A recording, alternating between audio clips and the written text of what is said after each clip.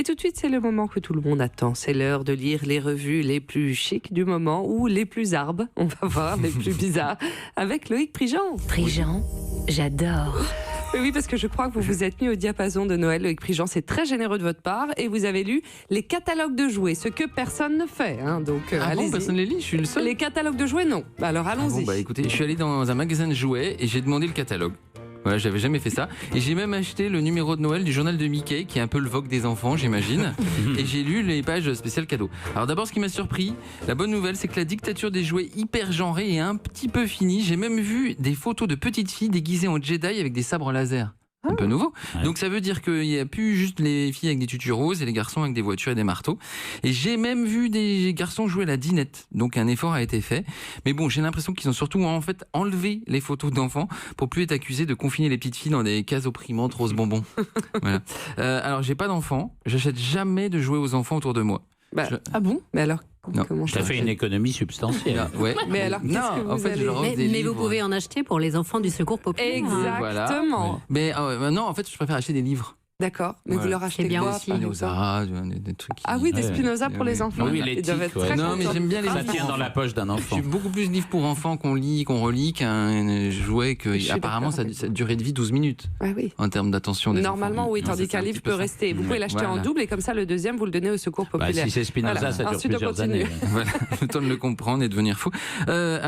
Donc, au début du catalogue, ce sont des jouets nouveau-nés. Donc, on sait que les bébés vont pas lire le texte descriptif. A priori, non. Ça va plutôt être lu par des parents complètement dans un état pas possible parce qu'ils dorment plus, ils font que changer des couches et tout ça.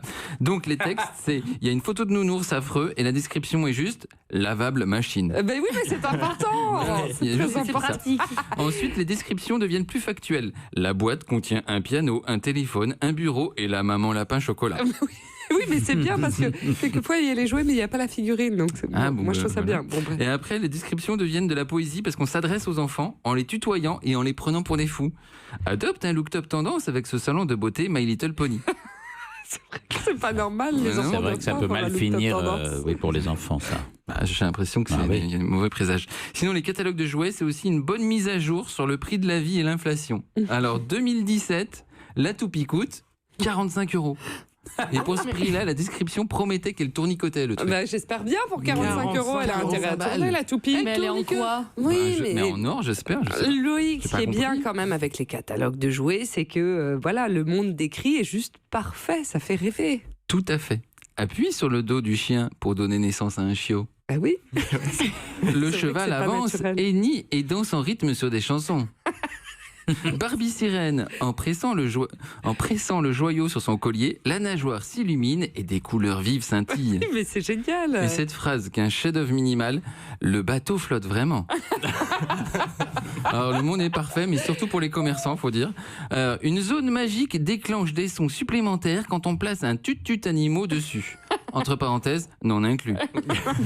Donc ça devient magique quand on place dessus un autre accessoire qui est vendu séparément. Cruauté commerciale, magie. Et j'ai aussi vu des poupées jumelles. C'est génial.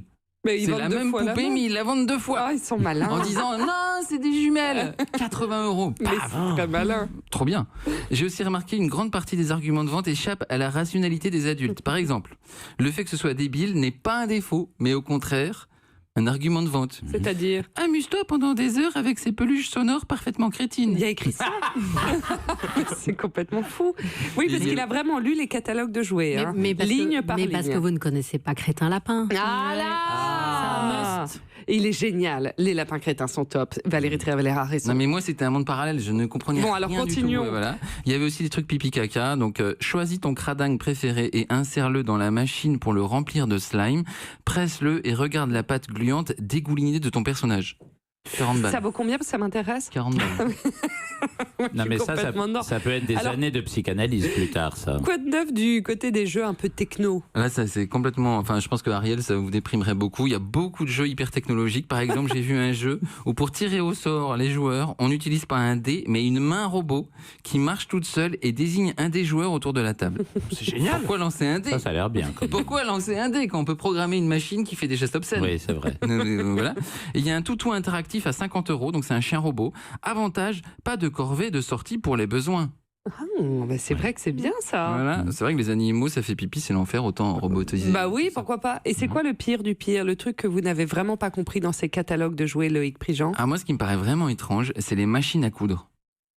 C'est-à-dire ils vendent des machines à coudre. Pourquoi? Qui veut transformer la chambre de ses enfants en atelier clandestin? Ça me paraît un peu tabou. Gros malaise. Et j'ai aussi été surpris par les énormes kits qui permettent de faire du savon. On vend ça. Mais pourquoi gâcher son enfance à faire du savon?